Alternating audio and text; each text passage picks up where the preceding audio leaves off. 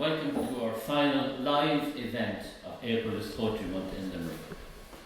And I want to say welcome to everybody here today, poetry enthusiasts and friends.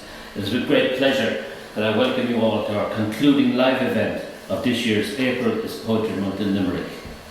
So today marks the culmination of what has been an extraordinary month of literary exploration and artistic expression. We are honoured to welcome back a cherished friend of the Limerick Writers Centre, the poet John W. Sexton, who joins us to present his compelling poetry essay, The Well of Annihilation, Poetry Magic and Pagan Reconstructionism for Our Turbulent Times. This afternoon promises to be a truly exceptional, as John guides us through a performative essay and poetry sequence that explores and demonstrates several fascinating concepts: poetry magic, poetry spellcasting, ritual word constructs, and myth-channeling as an active agent for Irish poetics. These elements will be woven together to reveal how ancient traditions can help us navigate and make sense of our contemporary world.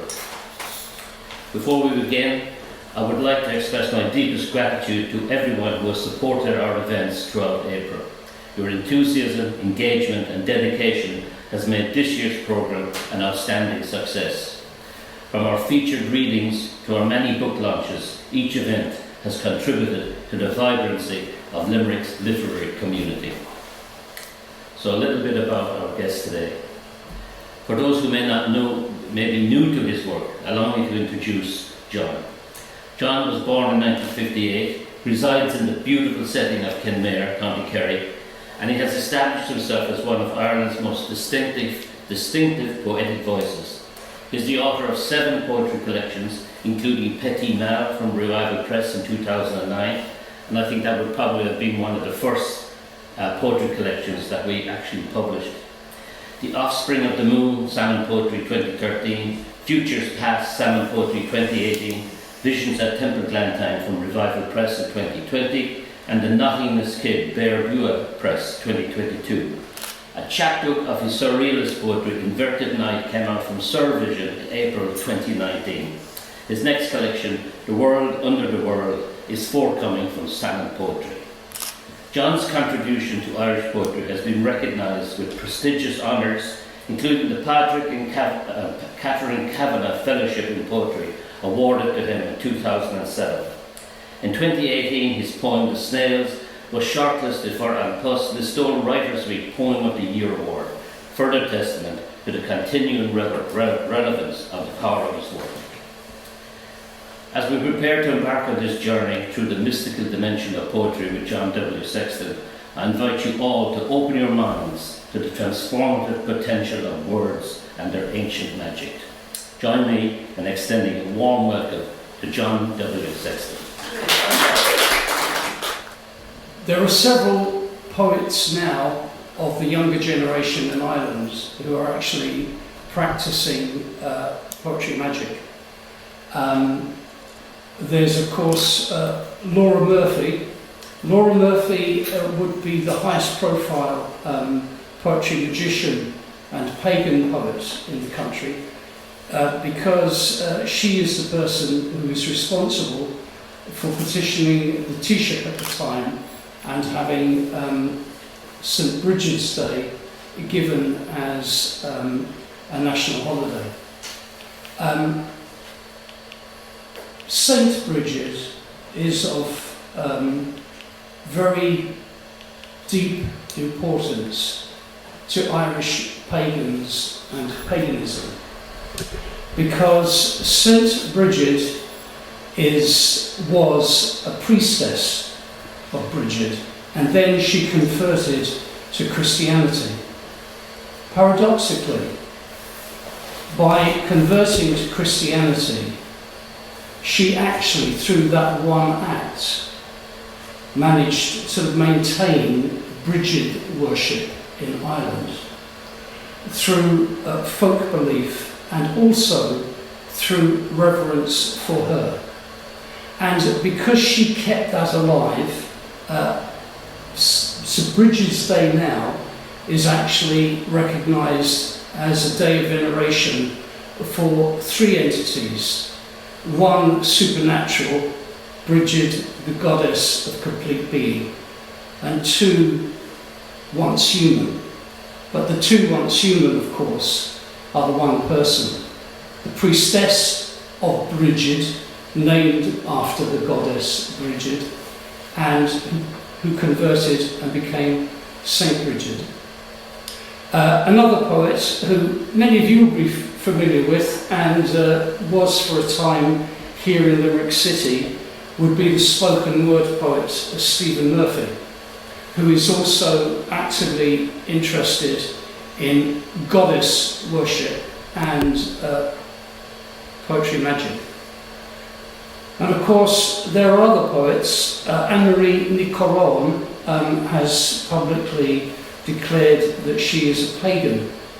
And if you look at her collections, you will see that there is actually a lot of ritualistic pagan magic going on within her poems. However, it has to be said, poetry magic is not confined to paganism. Just a short while ago, a few months ago, there was a small chapbook published by the Ablana Press in Clonakilty, penned by the Christian poet James Harper. Now, James Harper is a Christian and also aligns himself with Christian mysticism. And he tells us that his latest chapbook, The Gospel of Gargoyle, came to him initially in a dream. But to investigate the dream, he spent several weeks meditating upon it and praying. And that actually is an act of poetry magic. And when it comes to poetry magic, I would describe myself actually as a pagan mystic. I stand in the mystical tradition. I'll talk a little bit about my attitude to the magical tradition as we progress.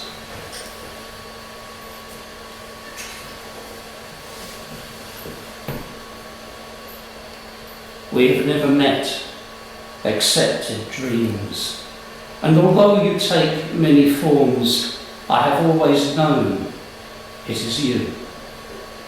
Once you appeared before me in a thin golden mask, your red hair burning like the sun, and many times you take the form of enormous insects, but I always know it is you.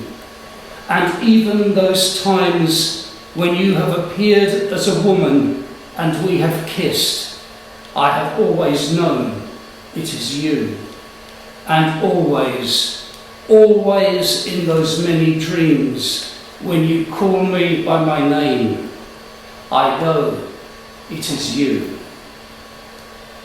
I've opened this introductory talk on poetry magic and its relationship to my personal poetics with an older poem called A Letter to My Other. The other referenced in the poem is my angelic self, my bright shadow, my changeling love, my guardian, my female self, my other. Poems most often appear without commentary, so readers coming across one can only take from it what they will. Many poems hold secrets, and in this talk I want to reveal perhaps one or two of those in order to demonstrate one of the characteristics of poetry magic: its surreptitiousness. I began as a poet, actively sending out poems and receiving both rejections and acceptances 48 years ago at the age of 19 in 1977. Since the mid-1990s, I have openly declared myself as a vision poet, and an adherent of the Irish ashling tradition, although I was such from the very beginning of my poetry journey. My practice as a poet is openly goddess-centred and revolves around reverence for the feminine. One other aspect of my personal poetics, however, which goes back to 1977, but which I have never openly declared until recently, is that I practice poetry magic. Many of these poems appear in my collections and in poetry journals, but have done so secretly, displaying no label of their intention. These poems have been secretly magical in their intention, but secretly subtle in plain sight. Secrecy is the true power of magic. Magic has traditionally in some quarters been seen and practiced as a means to power. I am not interested in that form of magic or its practice. I am not interested in binding spirits or in flattering myself that I work with invisible powers. Indeed, there are so many magicians at this form of magic presently, and for some considerable time now, that in some places, redolent with natural power, the guardian and residing spirits have become polluted and weary. In some extreme cases, those guardian spirits have simply left. It should not be the business of magicians to turn places into some kind of Disneyland.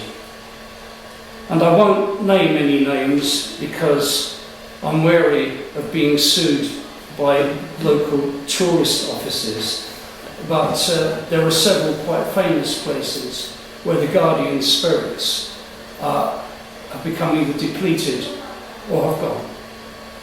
Of course, the so-called magicians haven't noticed because they never knew it in the first place, because many of them are charlatans. In other traditions, magic has been used in a way to acquire knowledge. I am not interested in this use of magic either. Knowledge must be either learnt or gifted to us. We should not expect to be able to require it from some form of otherworldly slot machine. The third tradition of magic is as a way of service or healing. This, in my personal view, is an appropriate use of magic. For as much as possible, it should be selfless and benevolent. It can, of course, be used as a negative force in extreme circumstances, but we will touch upon that later. I am not a magician. I practice poetry magic as a poet. I am a pagan solitary and have no allegiance to groups or groupings of pagans. I practice poetry magic through the guidance of Imbos Frosne. Imbos Frosne, which means illuminated or bright inspiration, was the gift and practice of poets of the Druidic and bardic traditions.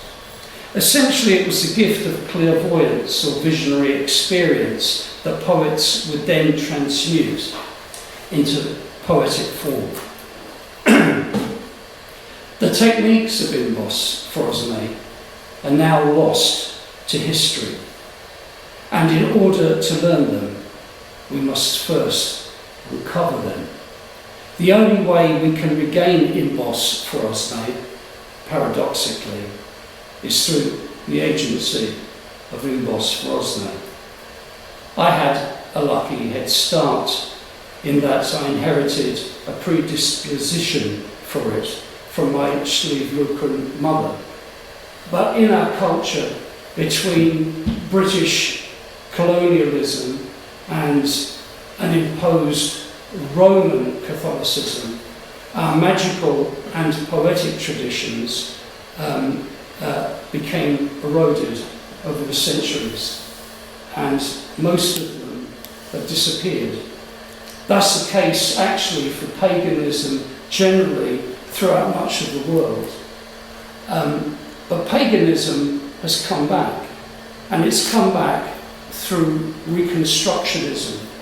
And this Reconstructionism has been created by pagans who have prayed and meditated, just like Christian mystics, and have discovered the old forms from their minds.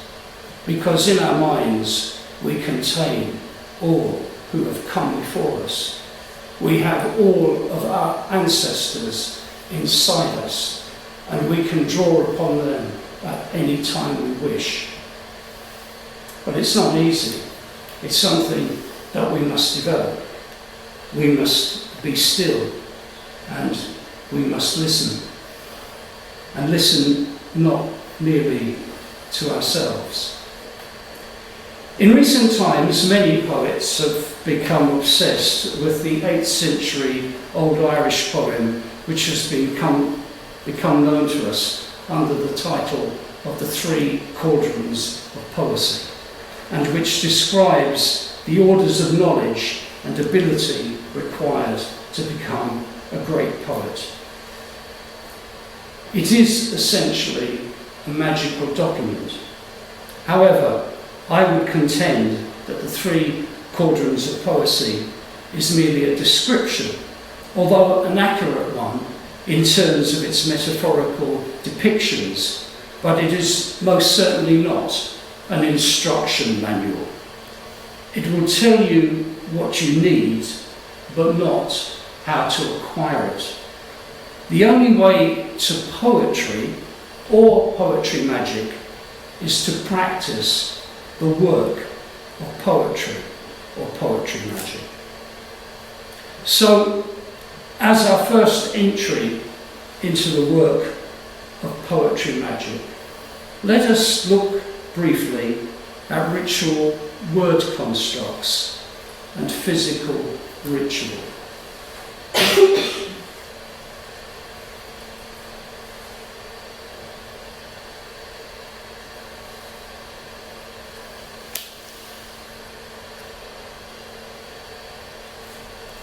Rose is spiral, spiral is existence, existence is goddess. Rose is spiral, spiral is existence, existence is goddess. Rose is spiral, spiral is existence, existence is goddess. The fiery core, the earth above, the sun above, the stars above. The fiery core, the earth above, the sun above, the stars above. The fiery core, the earth above, the sun above, the stars above. Rose is spiral, spiral is existence, existence is goddess. Rose is spiral, spiral is existence, existence is goddess. Rose is spiral, spiral is existence, existence is goddess.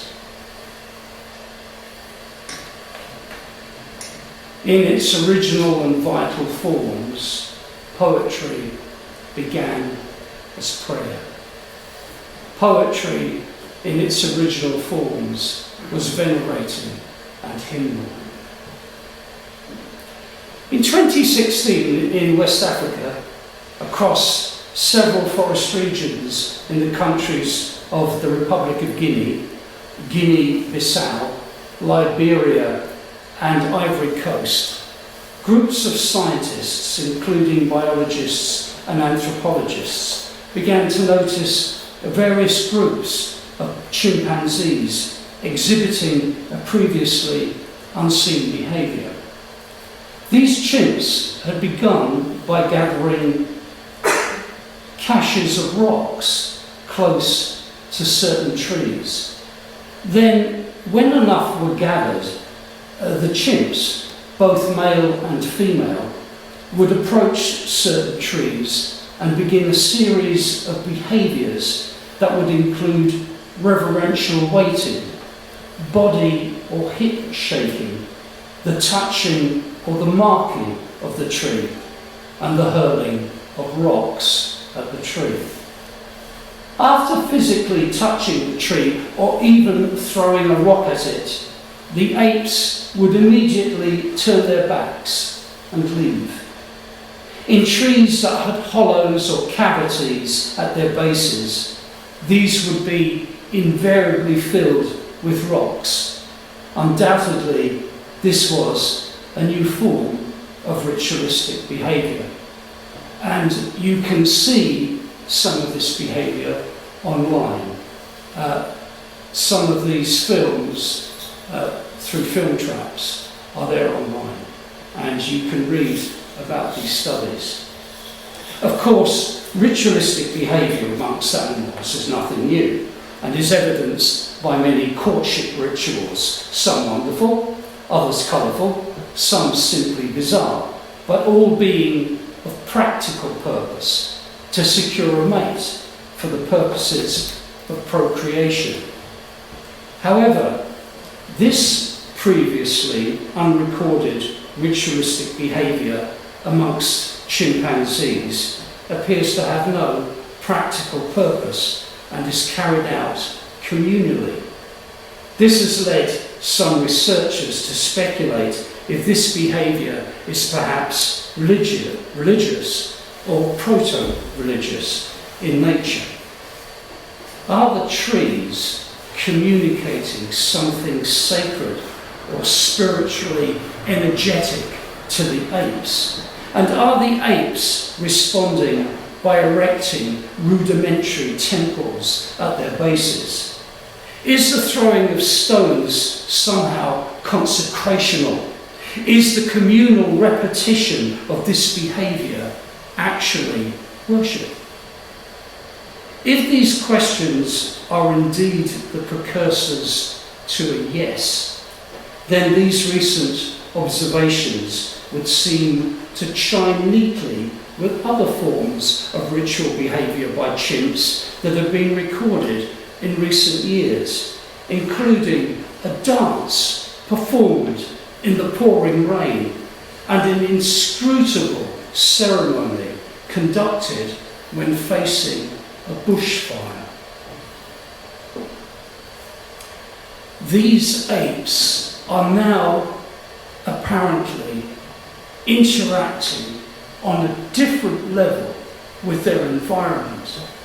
They are interacting on a different level with rain. They are acting on a different level with danger, bushfires.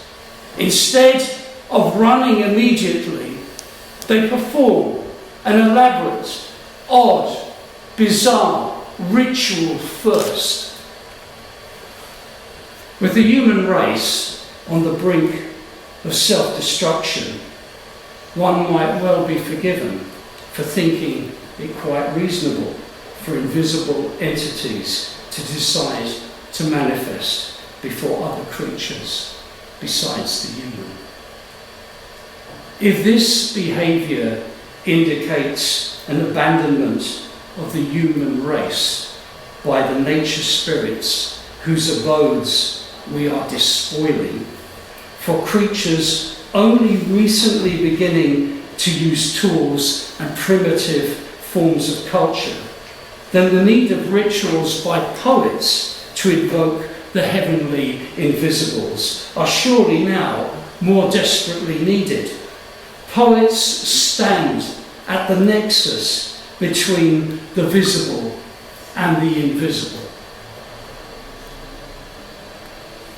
Rose is spiral, spiral is existence, existence is goddess. Rose is spiral, spiral is existence, existence is goddess. Rose is spiral, spiral is existence, existence is goddess.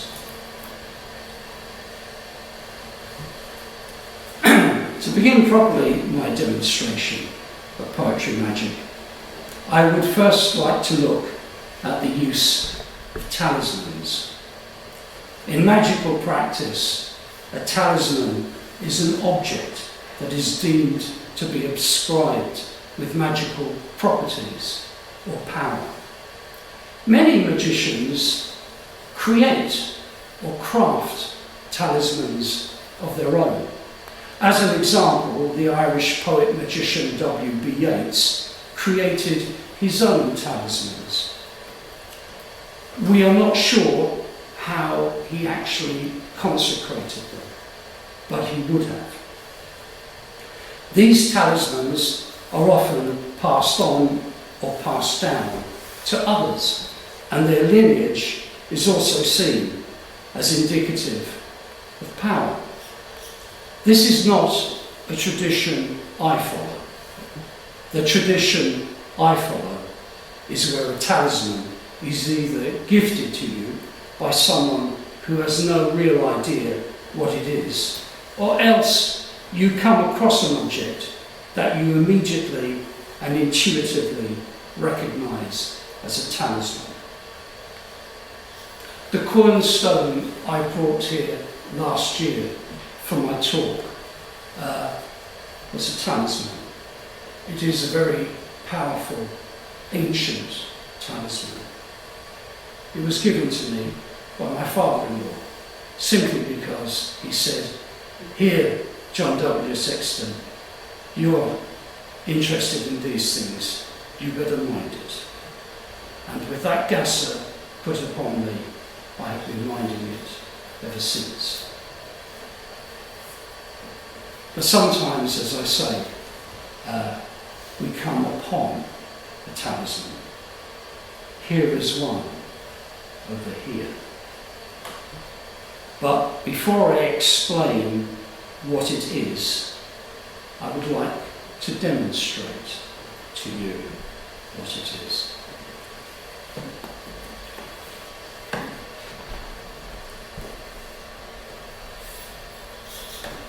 I'll have to remove myself from the microphone.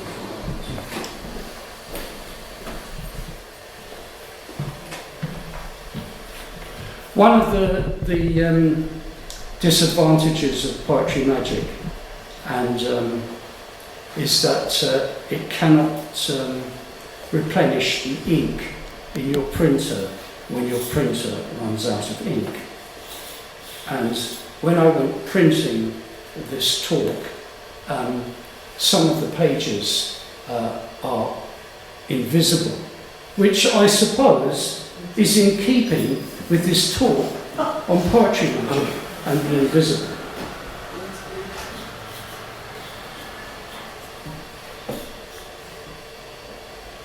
The well of annihilation. She, in the beginning, she was the agency of herself, unslept, unborn, forever there, inviolable. She was all at once the one and the nine bright others, manifold and a none. She was pure in definition, yet beyond description. Thus she decreed to give birth to herself, forming and opening vulva. Her nine others remained in the amniotic deeps, her nine lights and nine minds guarding the vault of her being. From her unborn state, she poured herself down from her own uterus. She was annihilated from that first instant. Her light shattered exponentially, and time began, space began, everything became. Yet she was inviolate and outside of time and space in the integrity of her nine bright others, while simultaneously the oscillating yoke of her own self-creation.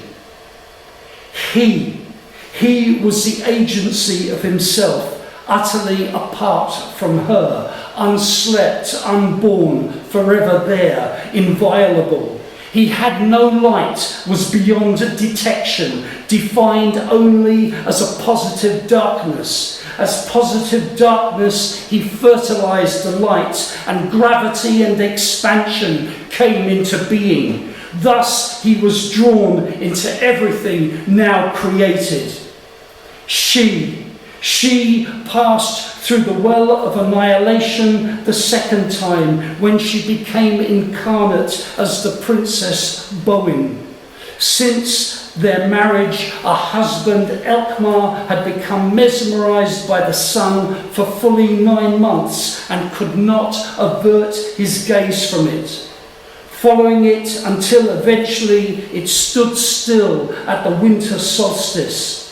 Thus, unconsummated mortally, Bowen opened a vulva to the positive darkness of the heavens once more and gave birth to her son, Angus. After the birth, she poured herself into herself until she overflowed completely, becoming the anti-clockwise spiral that anoints all waters.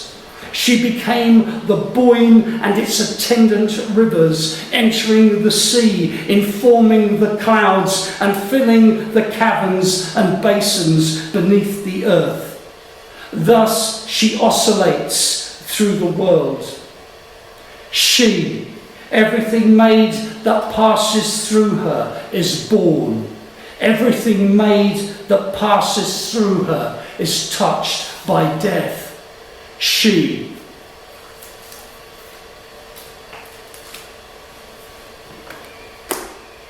The initial springboard for this poem, The Well of Annihilation, was this image by the artist John Brennan, which he has titled Shadow.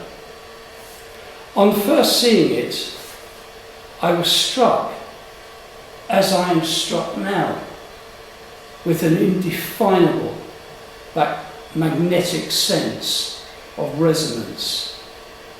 Then, a few days later, I was crossing the mountainy boglands where I live on Corran Moor in the Beara Peninsula, when this image began intruding, a visionary interference of deep water and contrasting textures. It was at first as if the image was directly beneath my feet, and then I was beneath the ground entirely and inside the watery depths of earth. I suddenly stood still, unable to take another step, when just as suddenly I was standing topside on the mountainy bog once more. In the days that followed, that nascent sense I had first received from John Brennan's artwork then began to refine itself into a vision of Goddess at the well. This progressed quickly to encompassing Bowen. Then, at a later coalescing stage of vision, the serenity of Brennan's image began to collide with the chaotic visual fecundity of the Sheila na gig opening her vulva in the stone carvings that we are familiar with in Ireland. Much of the time, poems that come through Imbos Frosne are spontaneous eruptions and may be either formal or free in construction. But the urge for a poem can also be slow and contemplative, where there is an impending sense that a poem is trying to break through. In the case of The Well of Annihilation, I knew that the poem would eventually be given to me, but the process of contemplation was actually over several weeks until the poem finally manifested itself in a burst of writing. At first, before the writing ever began, I thought that the poem might be hymnal and in the first person, But when it finally came, it presented itself as a myth poem. I was merely the instrument of the poem. So, in this particular case, the talisman generated the channeling of a myth. In a very real sense, I see the formation of the poem as the consecration of the talisman, which in this case is the artwork. Both then work in symbiosis, even when separated from each other. Of course, talismans can be any object, organic or inorganic, and can generate poems of personal, emotional significance. In December 2018, my mother died at the age of 90.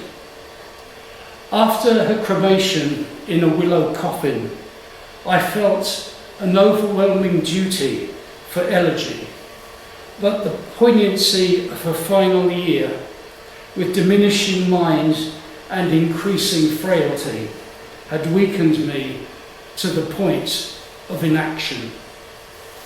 But this pathetic state of inaction was under siege by the gasser to elegize her.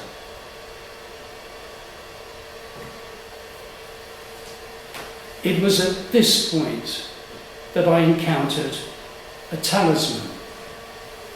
Although I had seen this object some years before and had recognized both its significance and strange beauty, its power had never released itself in me. The object belonged to my dearest friend, the poet Eileen Sheehan, and was the mummified remains of a dead bird which she had found in her chimney. She's had it for years. It is now sitting in her study, slowly decaying and guarding her. Having contact again with this frail but preserved body suddenly ignited a poem that just flared out of me in a few minutes. I can honestly say that I had no idea of what I was writing while I was writing it. My conscious mind was elsewhere. When I had finished writing it, even then, I could not immediately see it. I read it over in an awed stupor, becoming gradually aware that it was a poem from my bright shadow residing on the other side, my invisible sister.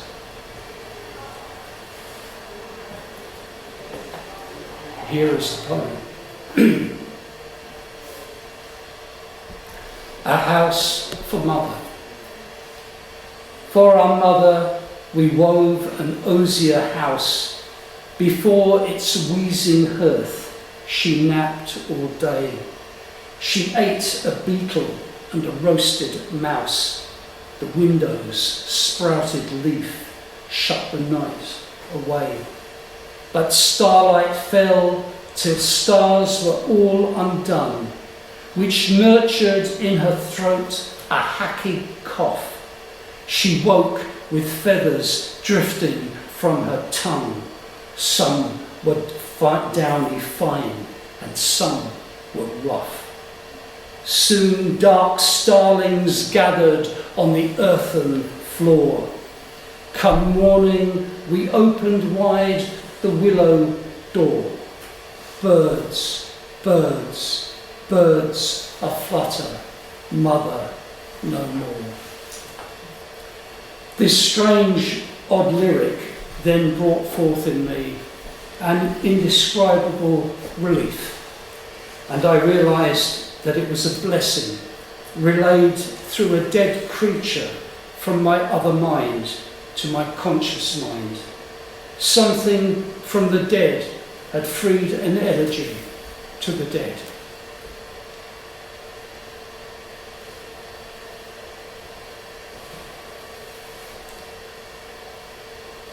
Sometimes the best way to communicate with our lost ones is to communicate with other dead spirits of strangers.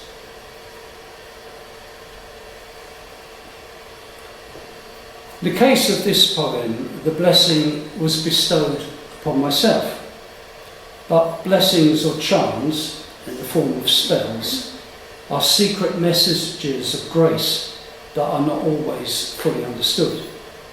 Sometimes those spells may even appear negative in their language or imagery.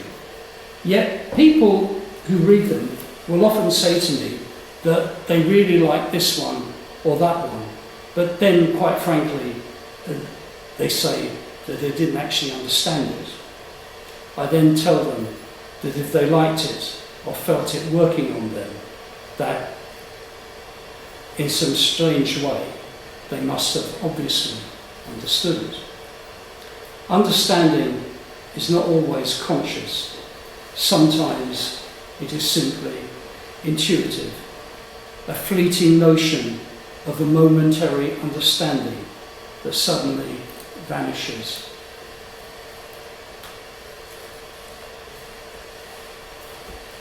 Personally, I don't fear not understanding.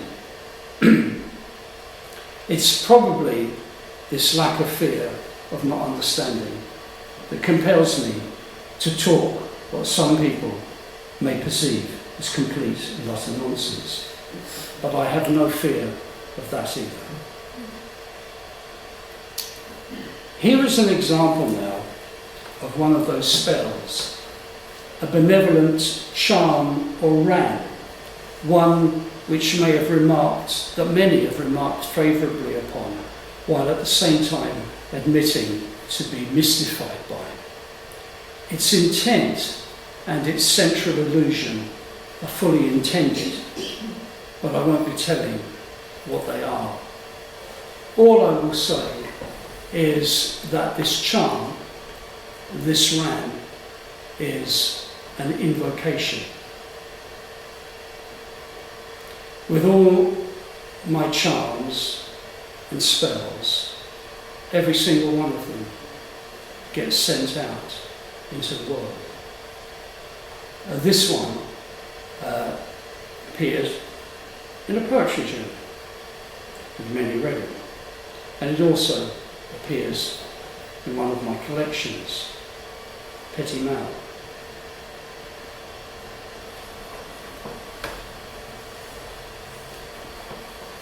Do you know, a poem is just a poem until it's not. But when does that moment occur? It doesn't occur for everyone. It doesn't occur for every reader, and it shouldn't. Some readers should be completely impervious to our poems. To think otherwise is just foolish. Well, I know certainly there are a lot of readers impervious to my poems. 7 eyes, 9 eyes, 12. Lamprey mouth their language of stars, of scars. 7 eyes, 9 eyes, 12. Tissued flesh their face of knives. 7 eyes, 9 eyes, 12. Lamps ray south their coinage of stars. 7 eyes, 9 eyes, 12. Lighthouse cyclops sheds its tears. 7 eyes, 9 eyes, 12. Lamps spray forth their carnage of shards. 7 eyes, 9 eyes, 12. Ships pass down through fathomless years. 7 eyes, 9 eyes, 12.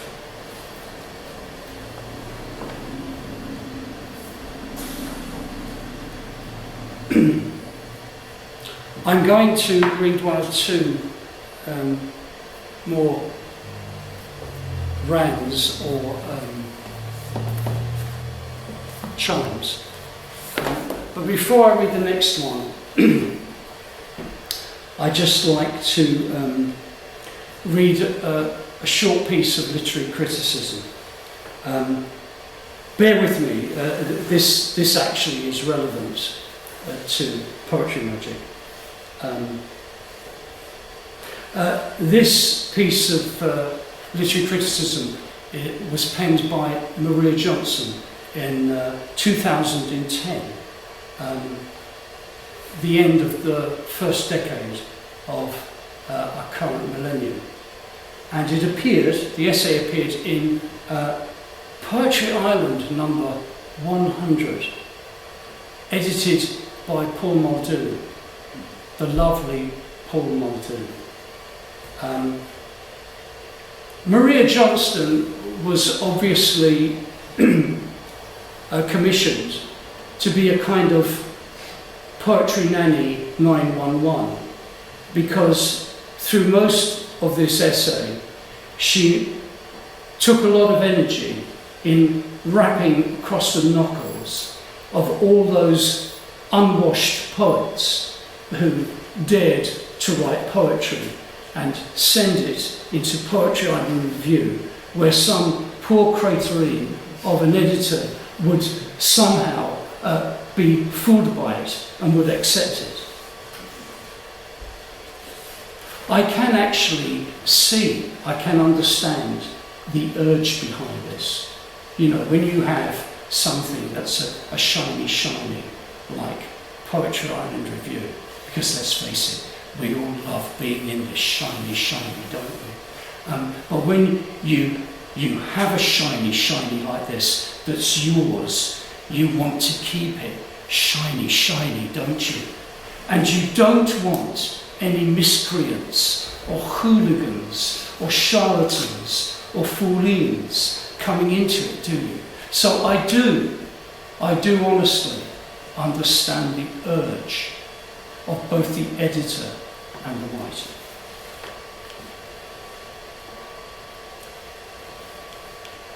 Now, Maria Johnston, she loved picking on certain editors, past editors of the first decade of Poetry Island Review. And she just loved picking on the 4 issues by Maurice Harman. I don't think she could get enough of Maurice Harman's issues, actually. She hated them, but her invective sometimes was such that I suspect it was a kind of a hatred-love. There's something strangely kinky about this essay when you get to the end of it. But of course that could just be me.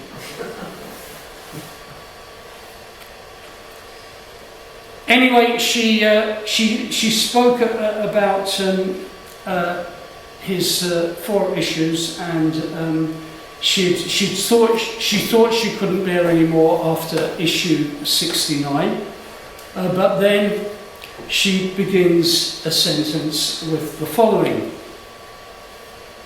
"The drum roll of duds in this issue does not end there, and PIR 70 keeps them coming, with offerings such as Liz Willow's Poor Cow, which, you guessed it, turns out to be a subtly veiled, ingenious comment on being a woman, much like being a cow, it seems, as well as Olive Marshall's trite, cliche-ridden poem of family breakup, and then she quotes a line just to prove what a great critic she is.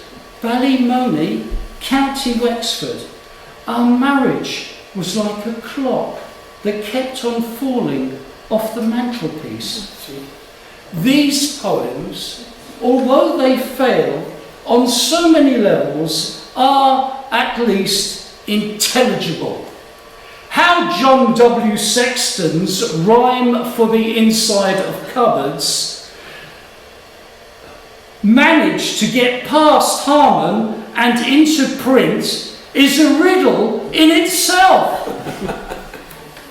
And that wonderful mention was my only entry into Poetry Island number 100, edited by the lovely Paul Muldoon.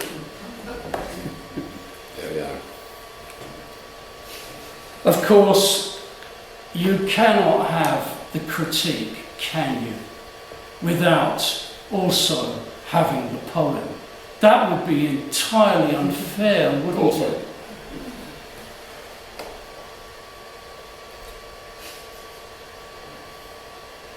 The great thing about these bookmarks is that they're not marking any of the poems I actually want to read. Oh, that's very good. I found the other oh yes, I found both of them.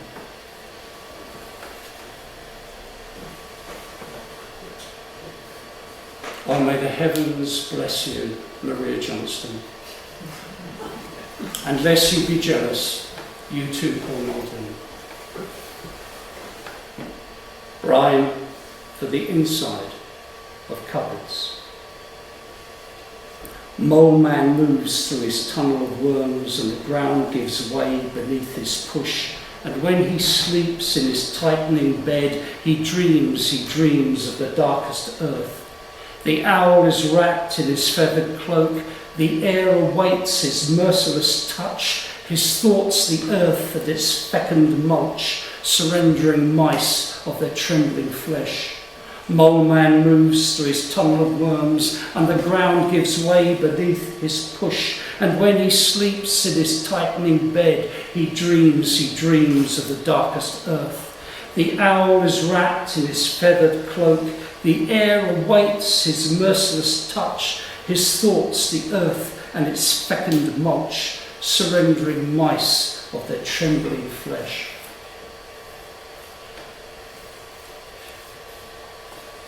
A charm for the inside of cupboards. Some of us have been inside a cupboard, haven't we? Some of us hid inside a wardrobe with purpose, sat inside that machine of darkness, surrounded by our mother's coats and our father's suits. And that darkness was wonderful, wasn't it? Some of us have been locked into dark places without wanting to be. A prison is a dark cupboard, isn't it? Depression is a dark cupboard, isn't it? Fear is a dark cupboard, isn't it? Let us not disdain rhymes for the inside of cupboards.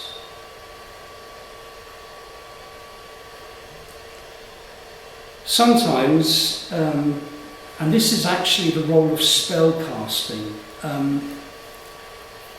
many pagans who do not practice any other form of magic, and who certainly do not write poetry, they do not consciously write poetry. The majority of active pagans practice a thing called spell casting. And what spell casting is that you write a small poem. It's very private. It's a poem of need, or a poem of desire to help another. And you burn that poem. You send it into the nothingness. Spellcasting. Spellcasting, when in the hands of the likes of me, has a different form. Because being a dedicated poet, I would balk at the very thought of setting fire to a poem. Even the poem, if she ever managed to write one, by Maria Johnston.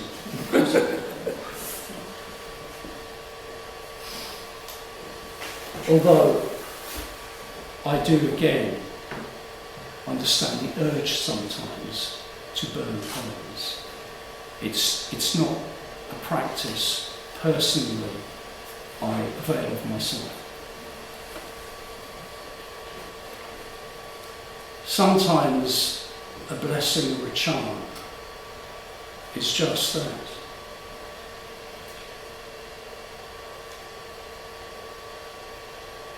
This one was sent out for everyone. And it was nice to see it published. I have no idea what the editor was thinking when they accepted my poem. Did you see that subtle echoing there of the critic Maria Johnston?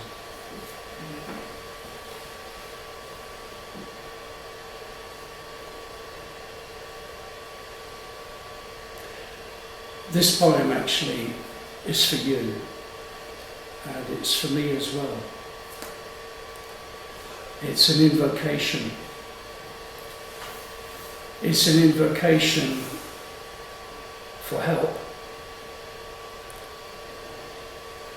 This is a very old poem. This poem is nearly 20 years old at this stage. It took a few years to get into a collection, and over a decade later, here we are. But this invocation for help is something that we all need. Invocation of intercession to the earthly angels. Magpie over the darkened river, pray for them. Fox hidden in the reeds, pray for them. Crow finding the shape of the wind, pray for them. Snail in your tunnel of self, pray for them. Grass in your infinite bodies, pray for them. Whale in your palace of water, pray for them. Pebble in your shouldering nations, pray for them. Worm filtering the endless earth, pray for them. I dearly hope the creatures of the earth are praying for us. They have no reason to, because we are destroying the very ground they exist on. But perhaps, as is evidenced by those apes in Western Africa, they now have the ear of the Godhead. What a thought that the things that we tread on, the things that we eat, the things that we farm, what a thought that they might be our last hope, that they might be the only creatures upon this earth whose prayer has any value.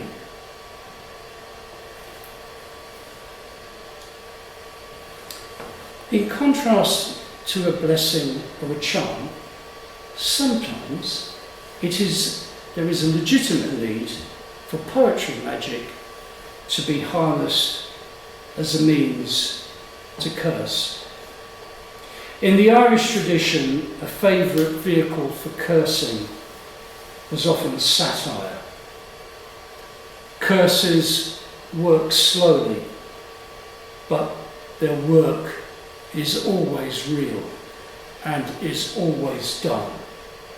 Whether in this life or the next, the rot of a curse will inevitably take hold. To seal a curse, it is always best to secure a poetry imprimatur of some kind. In this particular case, this particular curse by me was published in a shiny, shiny, shiny box of poems called Poetry Island Review, number 139. Poetry Island Review, no matter what we say or think about it, is actually the Irish Journal of Poetry record. So, there is actually an imprimatur in this. And there is actually a banishment when you don't get into this. This is actually a powerful vehicle. It's healthy to mock it, but as poets, it's ours. It's called Poetry Island Review. It actually belongs to us, and we have to endeavour to get into it. We have to endeavour to face rejection. Sometimes rejection by good editors. Not all editors who reject us are bad. Unfortunately, some of them are very good. Some of them, it hurts me to say, have great taste. But sometimes they just don't have a taste for us. But that's the way poetry works. And Poetry Island Review, whatever we say or think about it, and those who know me know that I give out shit about it at every opportunity. Whatever we say about it, it is important to Irish poetics. So we must endeavour to get into it and to pollute it with our poetry and our poetics. But it's also an important journal of record when recording a curse.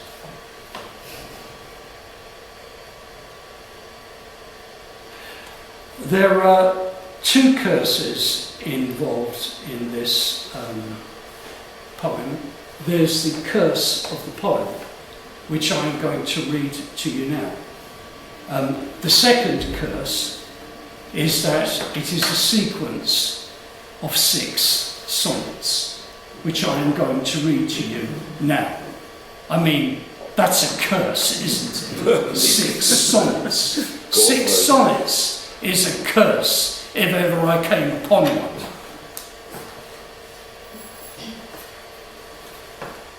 We can joke, and I love joking, but this curse came from anger. This curse came from an anger that was paralysing me. An anger that I know a lot of you have felt and are still feeling. In the world today, at the moment, anger is assailing us at every moment. And we're helpless. All we can do is feel angry. We can do nothing. But that's not true. As poets, we have a power called poetry. And I'm not talking about the subject specifically now of this presentation. It doesn't simply have power as poetry magic, but every poem that is well felt, well intended, well wrought has power.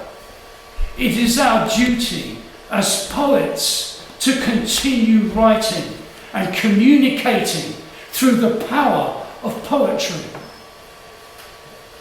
Language is the most powerful thing we have.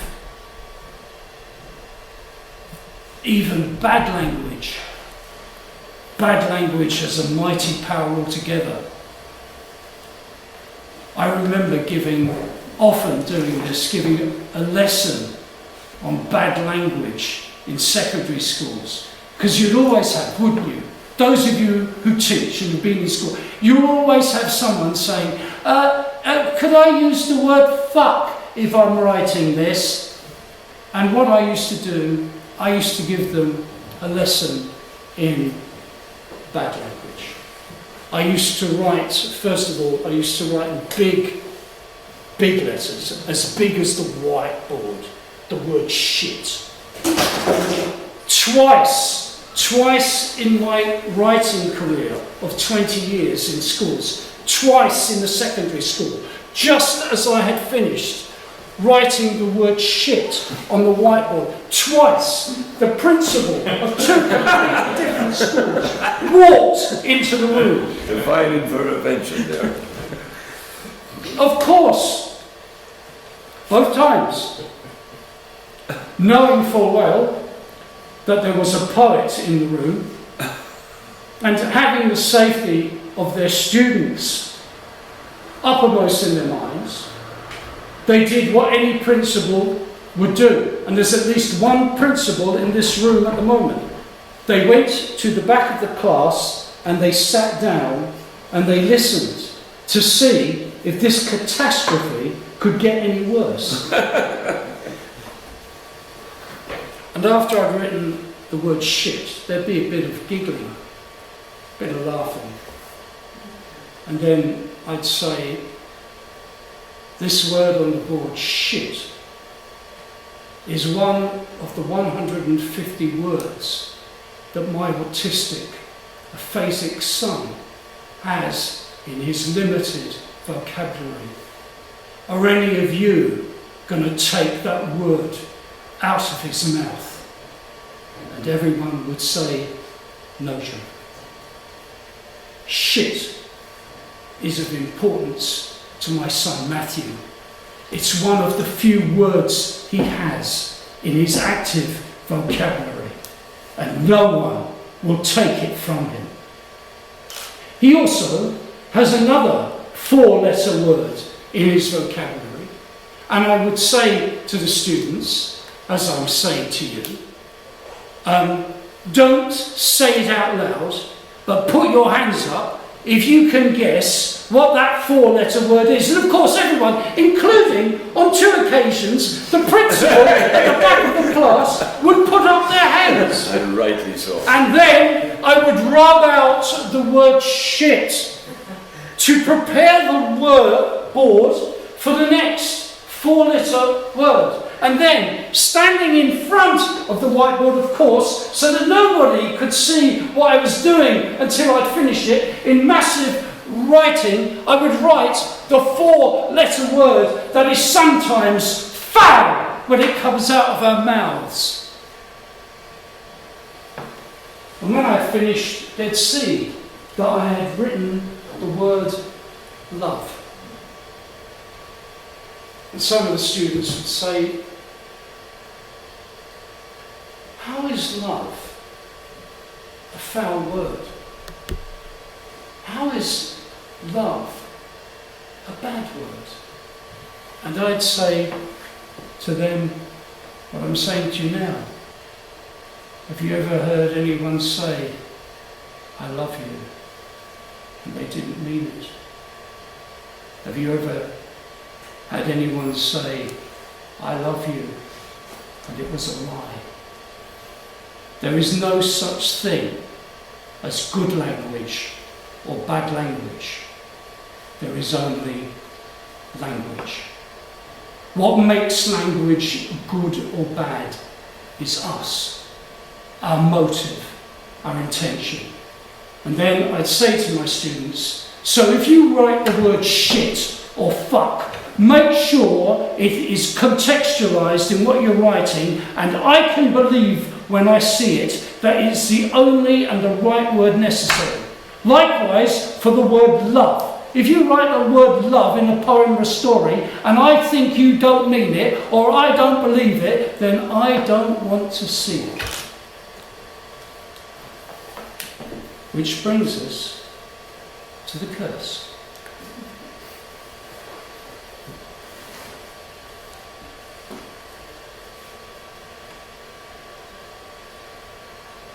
the ogre who stole the story.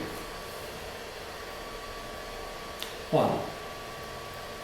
Putin's piano. Putin excretes a black piano. He is unable to walk for days afterwards, while his orifice is resewn. But he dreams of his place in history. Artisans of the empire craft teeth for the piano's mouth. The teeth are yellow, their baby teeth are black, still bedded with them in the putrid gums of the piano. This piano will sing, declares Putin. This piano will sing of its own accord. No pianist need sit at my black piano of shit. The piano is delivered beyond a neighbouring border. Sing, my beautiful black piano, orders Putin. The piano stands uselessly where it was left, emitting no sound. Your piano enchants the people, declare the generals. Your piano delights in its purity. Putin glows with the praise. The reek of his glory starts to seep forwards as history. 2. Putin's house. Putin orders the annexation of the clouds. The birds who fly at ease through the clouds have no right to exist. These clouds were part of the motherland from the beginning. They are mine to own as a birthright of story. They are the story told to me by the rat as I boiled him. As I boiled him in the kettle, he swore he was mine. The tea that he poured was as dark as the Baltic. The tea that he poured was the hue of the Arctic. I will drink my tea in a house of clouds. A house in the clouds was voted by the Duma. Because they had voted, the house would be built. Because they had voted, the house would be real. Putin would live in the clouds as his pension. A house in the clouds was his birthright by birthright. 3. Putin's courtship. Putin hears of a woman who nails moonlight to the earth. Night after night she nails until the nails run out. Then, with new nails, she hammers again, hammers and hammers until the nails run out. Then again and again, with new nails, she hammers. Putin marvels at this woman with her endless supply of nails. Who is this woman who hammers the earth? Surely such a woman is mine. The Duma assembles and votes it true. Putin rides naked to the mountaintop. The woman is hammering the mountain. Her bucket of nails is full to the brim.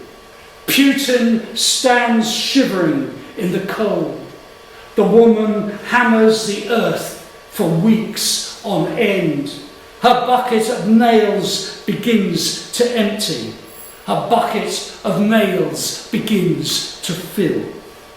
Putin seethes at this woman who hammers and hammers alone. 4. Putin's retribution. Putin orders a long table, at the end of which he will sit. Look at my long table, declares Putin. Sit with me, please. The generals all sit at the other end of the table.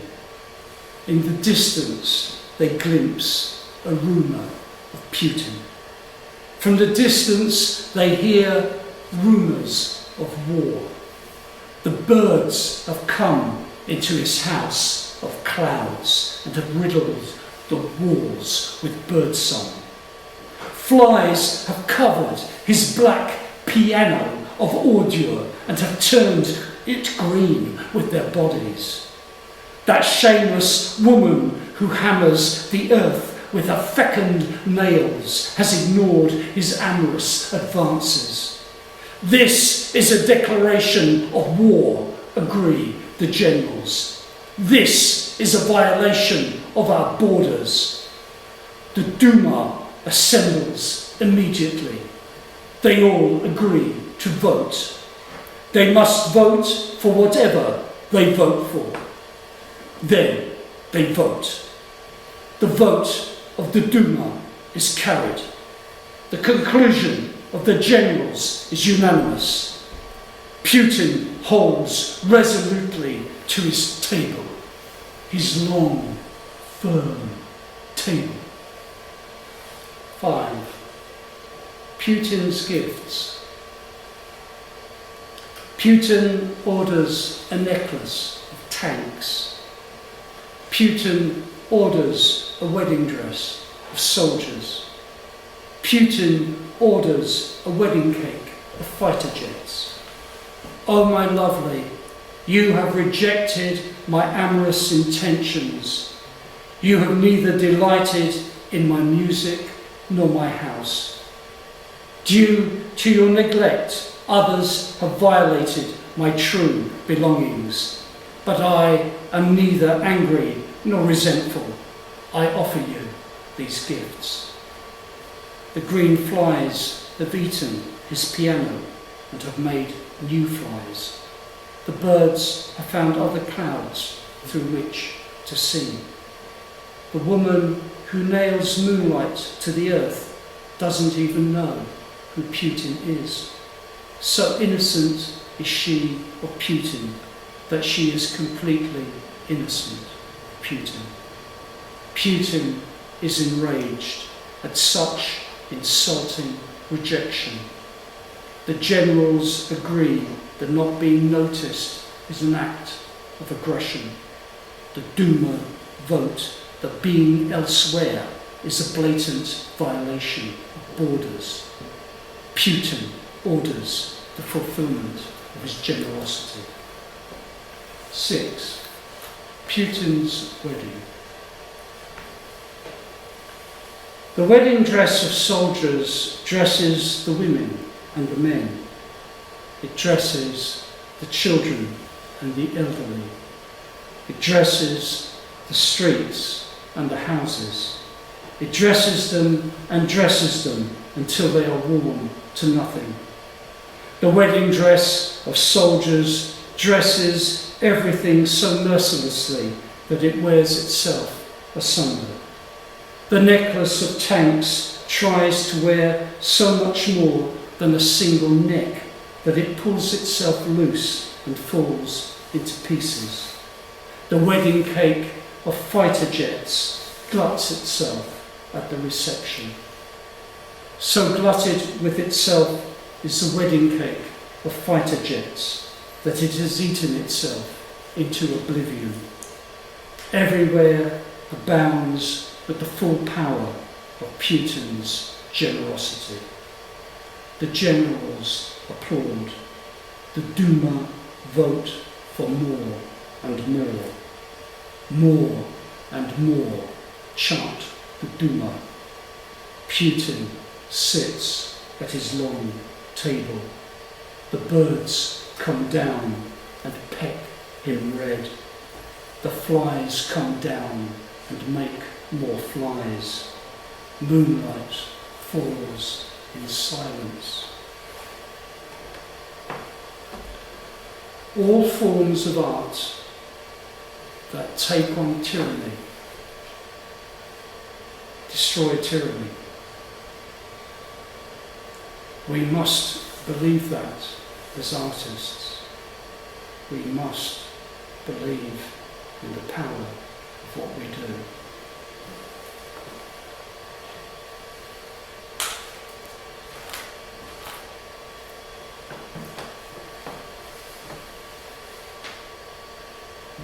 Very soon now, I will release you from your purgatory. The concept of poetry magic recognises the primitive, supernatural essence of poetry itself. And on that note, I would like to end with an ancient poem. It is a poem spoken by a godlike Welsh poet who has achieved mythological immortality. In that obvious sense, it is a poem that I could not normally lay any claim of authorship for. However, in this case, my rhyming version of this poem is based on a reconstructed prose version by Robert Graves of the Welsh original, which appeared in his seminal study, The White Goddess. In that sense, through the agency of Graves, I've had a hand in the distilling of this poem. Just a little aside there for a moment, and anyone who knows me knows that I have this bugbear. Yes, I have lots of bugbears. Poetry I'm in review is not my only bugbear. One of my greatest bugbears is a poet that I greatly admire as a poet, Robert Graves. But as a human being, he was a complete and utter homophobic, misogynistic arsehole. He was, by his own account, a muse poet. He was in his arse. He used the concept of the goddess of complete being as an excuse to sleep with younger women. He did not worship woman. He did not worship the feminine. He did not worship the goddess of complete being. Having said that, he was, betimes, a mighty poet, but an arsehole. Anyway, I'm still very grateful to Robert Graves for his reconstructed prose version of the Song of Taliesin. In Welsh mythology, Taliesin, which means radiant brow, was the son of the muse goddess Cerridwen. He was endowed with great powers relating to inspiration and knowledge. Taliesin was surpassingly beautiful, a poet, a prophet, and a magician. He was the embodiment of Imbos Frosne. This poem that I am about to read is a myth. This poem is a declaration, and this poem is a spell. It is an invocation of the speaker through the very words of the speaker.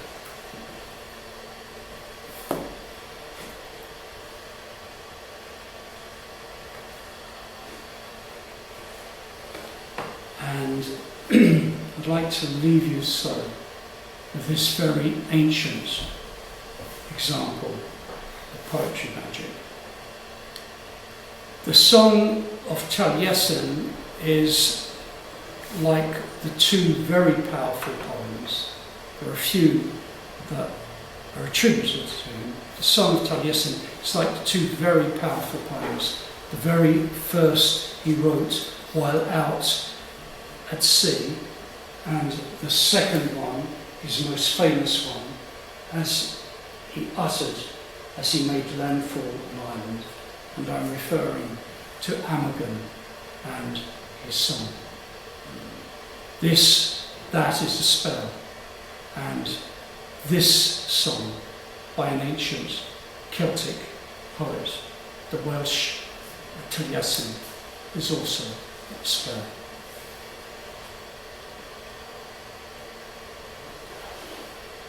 Song of Taliesin. I was the work which Nimrod oversaw. I witnessed the destruction of Sodom and Gomorrah. I was at the court of Dun before Gwydian's birth.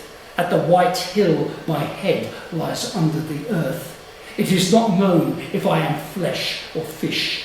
I was at the crucifixion with Mary Magdala. I was the banner carried before Alexander. I strengthened Moses in the land of the name. I was in Canaan when Absalom was slain. I was chief bard to the prisoner Elphan. I was a child whose name was Griam. My brain was inflamed by Caradhran's cauldron. Caradhran swallowed me and carried my fetus. I have been John, Merlin the wise, the prophet Elias. Become I Taliesin, teacher to the universe. I was with my Lord in the highest sphere, then curled me up upon his floor. I carried the muse across the Jordan, conveyed the spirit to the vale of Hebron. I was the throne of the distributor. To the Danes of Lachlan I was chief singer. In the ark I was fostered and am the great teacher. I have been in India and Asia, but come now to the remnant of Troia. I have sat for nights in an easy chair and named the stars through heaven's hair. From the land of the cherubim I brought me there. I stood on the firmament of the unsteady ocean and have mastered movement without any motion. Before I had speech, I was never dumb. I am Alpha Tetragrammaton. I was with Jesus and the ass upon the straw. I fell through the heavens with Lucifer. I was instructor to Enoch and Noah. With Enoch and Elias I grasped the tail. With the son of the virgin I suffered the nail. Hung on the cross inside his mantle and was 3 times inside the spiral castle.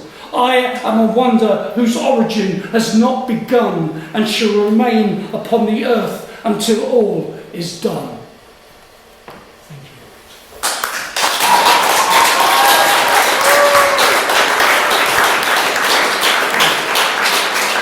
If you have 1 or 2 questions, I will endeavour to lie with great eloquence. Any questions? Oh, that's a relief. I won't have to tell you anything. Thank you. Thank you. And thank you, Donald. Thanks a million, John. I don't know how to follow that. I don't know what to say. There's enough there for an entire conference. We wanted it, not just a half an hour. What can I say? Okay. Do you fancy running for Pope? There's a vacancy. I don't think I'm the right persuasion. Whatever we could do with you. Yeah. Okay. Shaman. Yeah. Thanks very much for coming, right?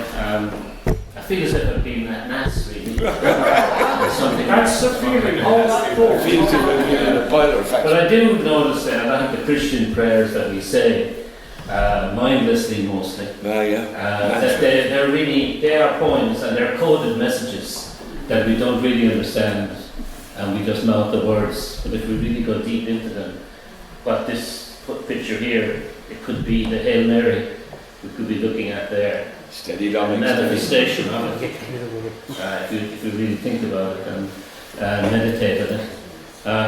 My own church. That great Christian prayer, the Irish prayer, breastplate of Patrick, Christ be beside me, Christ be beside me, Christ be above me, Christ be behind me. That's actually pagan in its Of course it is.